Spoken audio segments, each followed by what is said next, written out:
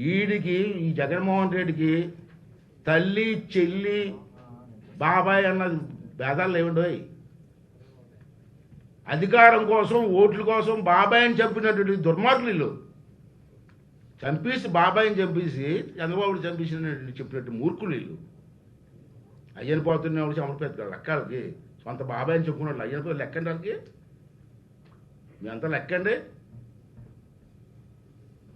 ఇప్పుడు షర్మిల గారిని కూడా చంపేసిన ఆశ్చర్యపడవలసిన లేదు. చెల్లెని కూడా చూడడం ఆవిడ గట్టికెత్తుంది మధ్యనే. మనం చూసాం డైలాగు, సిపిఎస్ కూడా రద్దు చేయలేనటువంటి కొజ్జా కొడుకుల్ని కొజ్జా అనకపోతే ఏమంటారు జగన్ అన్న అంది. అలా డైలాగ్ లేకపోతే చెల్లు ఉంటాడు. అంచేత నేను ఆవిడ ద్వారా మీ ద్వారా కేంద్ర ప్రభుత్వాన్ని రిక్వెస్ట్ చేస్తున్నానండి. కేంద్ర ప్రభుత్వం కూడా చేస్తారు తెలియదు కానీ ఆవిడికి సెక్యూరిటీ పెంచాలా. ఏమి చెప్పలేం. దుర్మార్గం నాకు ఆ బ్లడ్ లైన్ ఉంది, నేర చరిత్ర. ఆ బాబాయ్ చెప్పి చెప్పైతే పాపం అమ్మాయి తప్పు కదా. అంచేత నాకు అనుమానం ఉంది.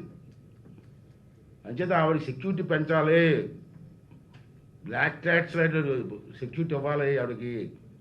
లేకపోతే దుర్మార్గం చంపేస్తారు వీళ్ళు.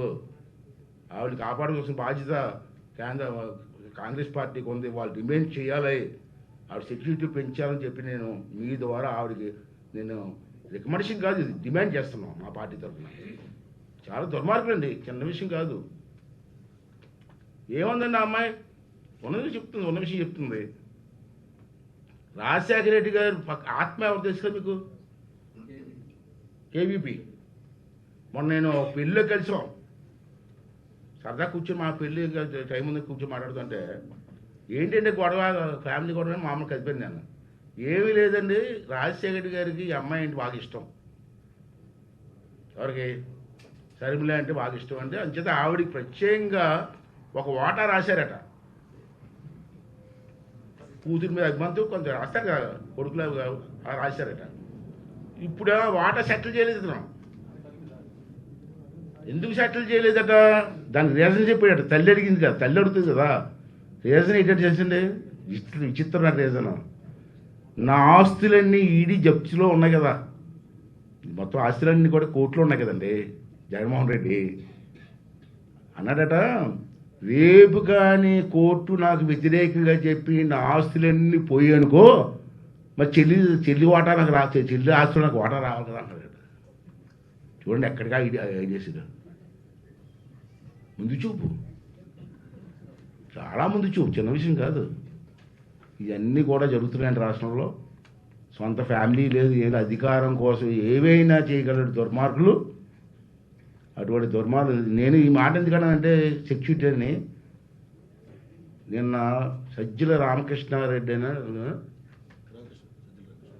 సలహాదారు నిన్న ఒక నోరు స్లిప్ అయింది, మీకు అలా క్యాచ్ చేశారు మీరు. బాబాయ్ జరిగేది జరుగుతాయి అన్నాడు. మీకు పట్టారు అన్నా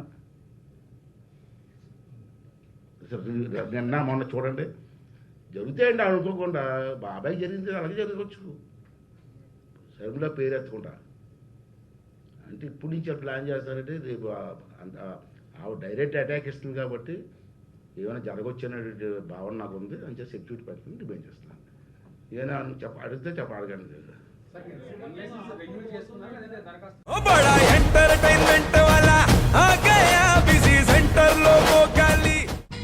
సక్కు సక్కేంద్ర సక్కు సక్కు బాయ్ బాయ్ బాయ్ బాయేంద్ర బార్కవ్ హాయ్ బాయ్. గిరాకి వచ్చే టైం ఏంది? కస్టమర్లు వస్తున్నాడు, రేడికల్ పిగురి. కస్టమర్లు వస్తున్నారు కదా, మాత్రం పొగరు ఉంటుంది. మరి తగ్గించేద్దాం పొగర్ని. డబ్బులు కట్టేస్తామేంటి కొంప తీసి? లేదు, కస్టమర్లు ఆపేద్దాం. పదా మరి మన బిజినెస్ స్టార్ట్ చేద్దాం.